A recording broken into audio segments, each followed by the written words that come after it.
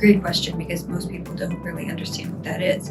You may see a physician and they may not totally understand what it is. So somebody may say, oh, your bladder has dropped. And that's kind of scary. The bladder is an organ that seems pretty important, and you don't want to see it roll past you on the sidewalk as you're walking down the street.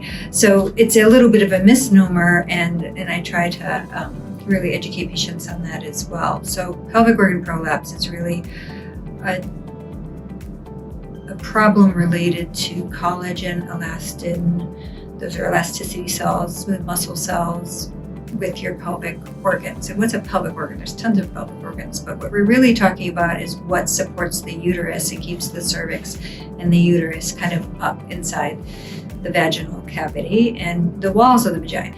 Those walls, both the anterior, the posterior wall, and or the cervix, can lose support, and they can kind of bulge, similar to like a hernia. So they can bulge, and you can feel if it's an anterior wall below the bladder, this may impact your ability to empty your bladder if it progresses over time. It can have no impact on your bladder. We've seen patients with prolapse that don't have bladder symptoms. We've seen patients with prolapse that do have bladder symptoms.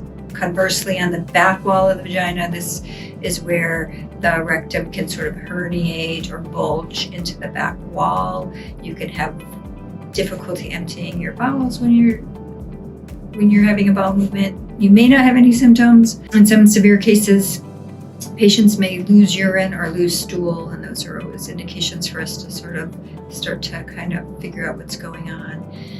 For uterine prolapse or post-hysterectomy, what we call apical prolapse, patients can have the sensation of pressure.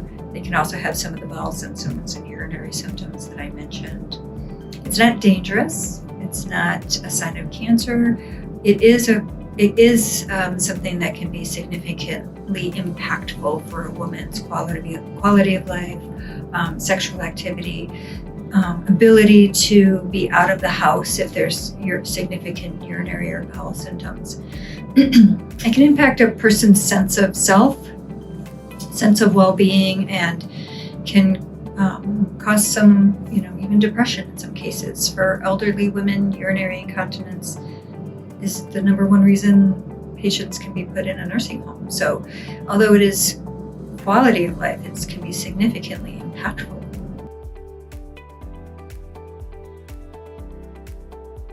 There are treatments that are non-surgical and surgical for patients. Sometimes it's as simple as changing certain lifestyle things. Like patients just are really symptomatic, for example, because they're constipated and they're straining. If we can get that issue addressed, then patients can oftentimes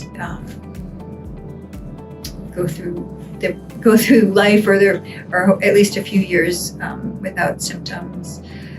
There are non-surgical devices that patients can wear vaginally that support the vaginal walls and support the uterus and cervix. There are surgeries for this for patients who are symptomatic and choose to take that approach, and those surgeries can be fairly minimally invasive, and we do our best to get patients recovered and get them back to what they want to do.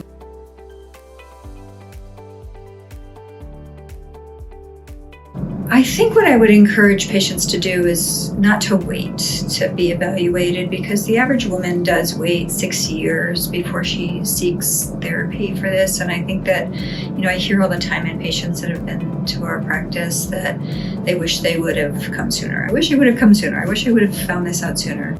Women should choose providers based on good instincts. I think that see somebody who really listens to you, see somebody who really cares about what you're saying and addresses your concerns, and don't be afraid to change if you're not getting that.